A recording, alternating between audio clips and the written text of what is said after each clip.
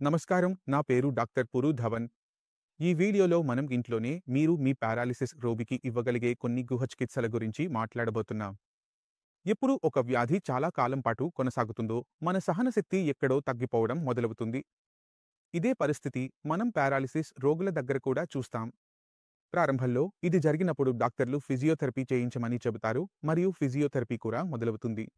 కానీ 6 నెలల తర్వాత లేదా సంవత్సరం తర్వాత ఎక్కడో మనం చూస్తుంటాం రోగి ఫలితాలు రావడం లేదని ఫిజియోథెరపీ చేయించడాన్ని నిరాకరిస్తాడు లేదా ఇంటివారు అలసిపోతారు ఎందుకంటే అంత ఖర్చు చేయడం వీలవదు. అందుకే మన ఖర్చు లేకుండా మనం ఇంట్లోనే చేయగలిగే మనకు ఉపశమనం కలిగించే ఏదో ఒక మార్గం ఉండాలి. అందుకోసం ముందుగా మీరు వ్యాధిని అర్థం చేసుకోవాలి. ఎందుకంటే మీరు వ్యాధిని అర్థం చేసుకుంటే నేను చెప్పబోయే చికిత్సలు, సూచనలు కూడా మీరు అర్థం చేసుకుంటారు. డాక్టర్ గారు ఎందుకు, ఏ కారణంగా ఇవి చెప్పారు అనేది స్పష్టంగా తెలుస్తుంది. పారాలిసిస్లో జరిగేది ఏమిటంటే మీ చేతి లేదా కాలి పని చేయడం ఆగిపోతుంది. ఇప్పుడు మనకు అనిపిస్తుంది చేతులు లేదా కాళ్లలో ఏదో సమస్య ఉందేమో, అందుకే అవి పని చేయడం లేదు. కానీ ఇక్కడ అర్థం చేసుకోవాల్సిన విషయం ఏమిటంటే మెదడులో ఎప్పుడైనా క్లాట్ ఏర్పడితే లేదా నరాలు పగిలితే మెదడులో పనిచేసే భాగం నష్టపోయినప్పుడు దానివల్ల మీ చేతి మరియు మెదడు మధ్య ఉన్న సంబంధం కోల్పోతారు. దాంతో మీ మెదడు మీ చేతులు, కాళ్లను కదిలించలేకపోతుంది. మనకు అనిపిస్తుంది చేతులు, కాళ్లు కదలడం లేదు అని, కానీ నిజానికి మెదడే పని చేయడం లేదు. అందువల్ల మనం చేసే అన్ని చికిత్సలు, అన్ని చర్యలు మెదడును దృష్టిలో పెట్టుకుని చేయాలి. చేతులు, కాళ్లలో ఎక్కడా ఎముక విరగలేదు, మాంసం చీలలేదు, ఏమీ జరగలేదు. మెదడు చేతితో ఉన్న సంబంధం, కాళ్లతో ఉన్న సంబంధం పోయాయి. అయితే మనం మొదటగా ఏం చేయాలి? మనం మొదటగా మన ఆహారపు అలవాట్లను మార్చుకుంటాం. సాధారణంగా మనం చూస్తుంటే ఎవరికైనా పారాలిసిస్ వచ్చినప్పుడు వారి ఆహారాన్ని చాలా కఠినంగా పరిమితం చేస్తారు. ఎందుకంటే వారి కొలెస్ట్రాల్ ఎక్కువగా ఉంది, షుగర్ ఎక్కువగా ఉంది అని. అందుకే ఆహారంలో గియా తురాయి, టిండా వంటివి ఉడికించి మాత్రమే ఇస్తుంటారు. ఏళ్ల తరబడి అదే కూరగాయలు తినిపిస్తుంటారు. పేషెంట్ తినే ఆహారం తగ్గించేస్తాడు. పేషెంట్ బరువు తగ్గడం ప్రారంభిస్తాడు. మసిల్స్ ఎండిపోవడం మొదలవుతుంది. ఇలా మీరు చేయకూడదు. పారాలిసిస్ పేషెంట్ డైట్ అవసరం కూడా మీలాగే ఉంటుంది. కాబట్టి వారి ఆహారం సంతులితంగా ఉండాలి. ప్రోటీన్ పరిమాణం ఉండాలి. కూరగాయల పరిమాణం ఎక్కువగా ఉండాలి. అలా చేస్తే అతని శరీరానికి విటమిన్లు, ఖనిజాలు బాగా అందుతాయి. ఎందుకంటే అతని శరీరంలో బలంగా ఉంటేనే తన శరీరాన్ని నడిపించగలడు, లేకపోతే నడిపించలేడు. తక్కువ సమయంలోనే అలసిపోతాడు. అతను త్వరగా అలసిపోతే వ్యాయామం చేయలేడు. వ్యాయామం రోజులో చేయకపోతే మన మెదడు రికవర్ అవ్వదు. మన సమస్యలు అలాగే ఉంటాయి. కాబట్టి మొదటి పని ఆహారాన్ని మార్చడం. ఇప్పుడు ఆహారంలో మనం ఏమి చేయాలి? పారాలిసిస్ రోగుల్లో ప్రోటీన్ పరిమాణాన్ని పెంచాలి. ఎందుకంటే మన శరీరం మొత్తం ప్రోటీన్తో తయారైంది. నా శరీరంలో ప్రోటీన్ లేకపోతే నేను కేవలం సొరకాయ, తురాయి, టిండోరా లాంటివే తింటూ ఉంటే ప్రోటీన్ లోపం వస్తుంది. ప్రోటీన్ లోపం ఉంటే మన మెదడు రికవరీ చాలా కష్టం అవుతుంది. కాబట్టి మొదటి పని ప్రోటీన్ను చేర్చడం. ఇప్పుడు ప్రోటీన్ అనేది వెజిటేరియన్ సోర్స్ నుంచి కూడా వస్తుంది, నాన్ వెజిటేరియన్ సోర్స్ నుంచి కూడా వస్తుంది. కాబట్టి వెజిటేరియన్ వారు తమ ఆహారంలో పప్పులు, పనీర్, మష్రూమ్స్ వండాలి. ఎందుకంటే అవి ప్రోటీన్కు మంచి సోర్స్. అలాగే నాన్ వెజ్ తినేవారు ఎగ్ వైట్, ఫిష్, చికెన్ తినవచ్చు. కానీ దీనికంటే ఎక్కువ నాన్ వెజ్ తీసుకోలేరు. మరియు నాన్ వెజ్ తినాలంటే అది సూప్ రూపంలో ఉండాలి, ఫ్రై చేసి లేదా కాల్చి తినకూడదు. ఎందుకంటే అలా చేస్తే మన లివర్ స్తబ్దంగా మారిపోతుంది. మన లివర్ను ఉత్సాహపరచాలి. దాన్ని మేల్కొలిపి ఆహారాన్ని బాగా జీర్ణించుకోవడం ప్రారంభించాలి. కాబట్టి మన డైట్లో ఎలాంటి బరువు పదార్థాలను తీసుకోకూడదు. నాన్ వెజ్ తినాలన్నా అది కేవలం సూప్ రూపంలో మాత్రమే తీసుకోవాలి, ఇతర రూపాల్లో కాదు. మీరు రోజు సూప్ తయారు చేయండి. వెజిటేరియన్ సూప్ అయినా లేదా నాన్ వెజ్ సూప్ అయినా అందులో పప్పులు వేసుకోండి, కూరగాయలు వేసుకోండి. నాన్ వెజ్ తినేవారు నాన్ వెజ్ వేసుకుంటారు, వెజ్ తినేవారు తమ సూప్లో మష్రూమ్స్ వేసుకుంటారు. ఇది ఒక టానిక్ లా పనిచేస్తుంది. ఇది రోగిని మళ్లీ నిలబడేలా చేయడంలో చాలా ఉపయోగపడుతుంది. అందులో మొదటి ముఖ్యమైన విషయం మీ ఆహారం. రెండవ ముఖ్యమైన విషయం అది వ్యాయామం. ఎందుకంటే మెదడులో చేతులు, కాళ్లు కదిలించే భాగం ఇప్పటికే డ్యామేజ్ అయిపోయింది, అది మరణించింది. ఇప్పుడు మనం మెదడులోని మరో భాగాన్ని పనిచేయడం నేర్పించాలి.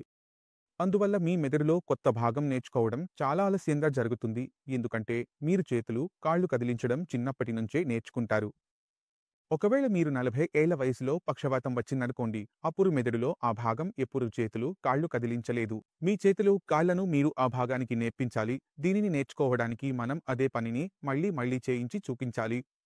ఎందుకంటే మన మెదడు ఏ పని మళ్లీ మళ్లీ చేస్తే దానిలో అది నెమ్మదిగా మెరుగుపడుతుంది. ఇప్పుడు రోగులు తరచుగా ఏ తప్పు చేస్తారు? ఒకవేళ నా ఎడమ చేతికి పక్షవాతం వచ్చిందనుకోండి, వారు ఇలా చేస్తారు. కుడి చేతితో ఆ చేతిని కదిలిస్తారు. ఇలా చేయకూడదు.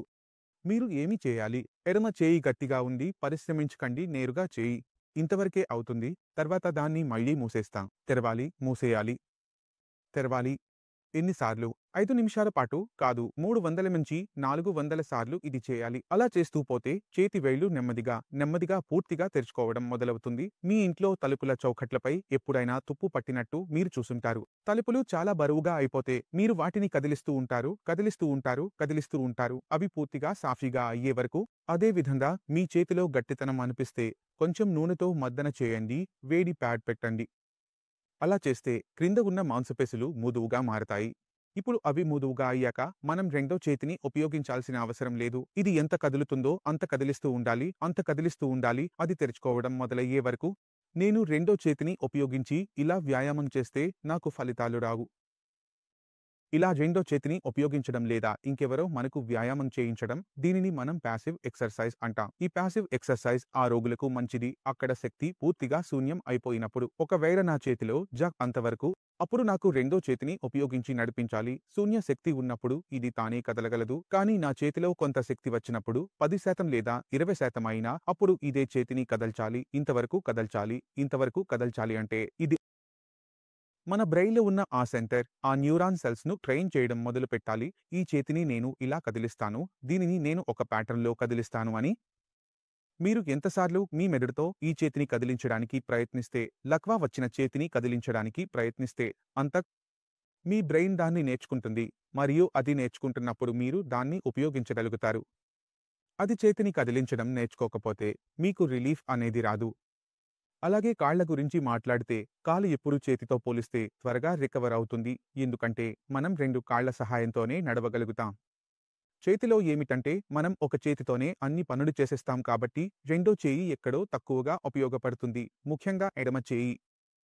ఇప్పుడు కాళ్ల గురించి మనం మాట్లాడితే తరచుగా మనం చూస్తుంటాం, రోగి వ్యాయామం పడుకుని చేస్తున్నాడు, రోగి వ్యాయామం కూర్చుని చేస్తున్నాడు. అంటే రోగికి మనం కూర్చుని, పడుకుని వ్యాయామం చేయిస్తే మంచంపై వ్యాయామం చాలా బాగా జరుగుతోంది. కాలు లేచింది కదా!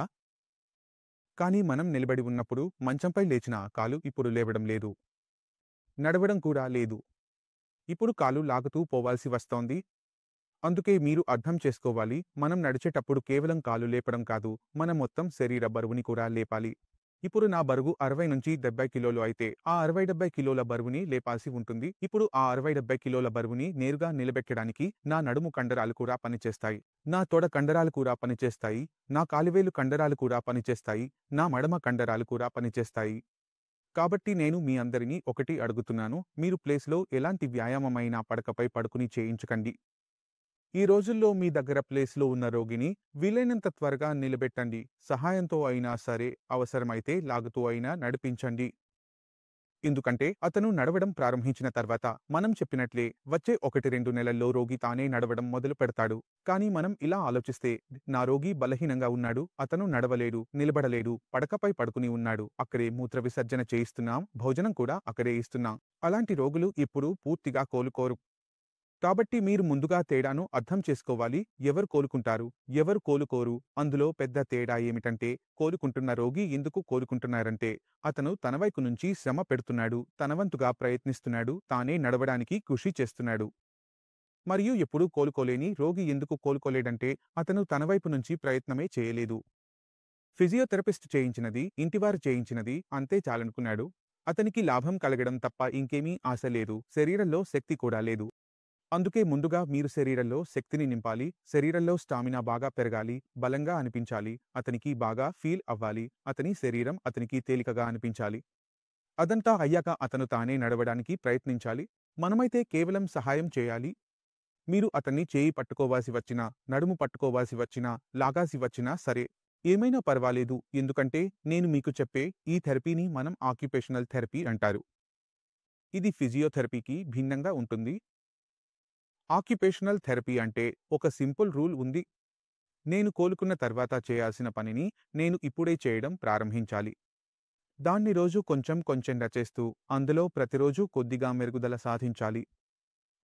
మనం చూస్తే రోజు కొంచెం కొంచెం మెరుగుదల జరుగుతుంటే, వారానికి ఒకసారి, నెలకు ఒకసారి జరుగుతుంటే, 2-4 నెలల తర్వాత అది రోగిలో చాలా పెద్ద మార్పును తీసుకొస్తుంది. మీ దగ్గర డబ్బు ఉన్నా, లేకపోయినా ఈ పనులన్నీ మీరు మీ ఇంట్లోనే చేయవచ్చు. ఆహారాన్ని మార్చవచ్చు, ఆయిల్ మసాజ్ చేయవచ్చు, సరైన వ్యాయామాలు చేయించవచ్చు.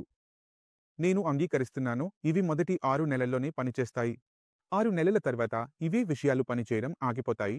కానీ మీరు మొదటి 6 నెలలను వదులుకోకూడదు. ఎందుకంటే 6 నెలల్లోనే మెదడులో జరుగుతున్నది అదే న్యూరోప్లాస్టిసిటీ. ఇప్పుడు ఈ న్యూరోప్లాస్టిసిటీ అంటే ఏమిటో కూడా మనం తెలుసుకుందాం. మీ శరీరంపై ఎప్పుడైనా గాయమైతే ఆ గాయం తానే మెల్లగా మానిపోతుంది కదా!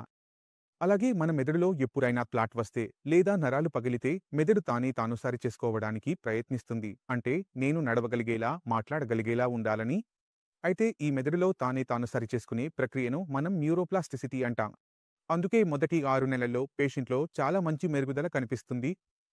ఈ సమయంలో మీరు దేవాలయానికి వెళ్ళినా, గురుద్వారానికి వెళ్ళినా, మందులు తిన్నా, తినకపోయినా, ఫిజియోథెరపీ చేయించుకున్నా ఏదైనా మీరు ఉపశమనం అనుభవిస్తారు.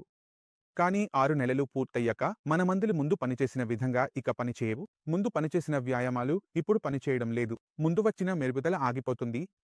ఇది ఎందుకు ఆగిపోతుందంటే మన బ్రెయిన్‌లో న్యూరోప్లాస్టిసిటీ ఆగిపోతుంది. మనం ఈ న్యూరోప్లాస్టిసిటీని మళ్ళీ ఆన్ చేస్తే ఫిజియోథెరపీ లేకుండానే మనం బాగుపడవచ్చు. మనకు అర్థం చేసుకోవాల్సింది ఏమిటంటే మన బ్రెయిన్‌లో ఉన్న ఆ మెరుగుగల న్యూరోప్లాస్టిసిటీని మళ్ళీ ఆన్ చేయాలి. పేషెంట్‌కి తినిపించాలి అంటే అతని స్టిఫ్‌నెస్ కోసం కొంచెం వేడి ప్యాడ్లు వాడొచ్చు. అలాగే పేషెంట్‌ని నడిపించాలి. అతనికి ఆక్యుపేషనల్ థెరపీ ఇవ్వాలి. అందువల్ల మనం ఈ అన్ని విషయాలను ఒకేసారి కలిపి చేస్తే పేషెంట్‌లో మెరుగుదల కనిపిస్తుంది. మనం ఈ పేషెంట్లలో చూసినట్లుగా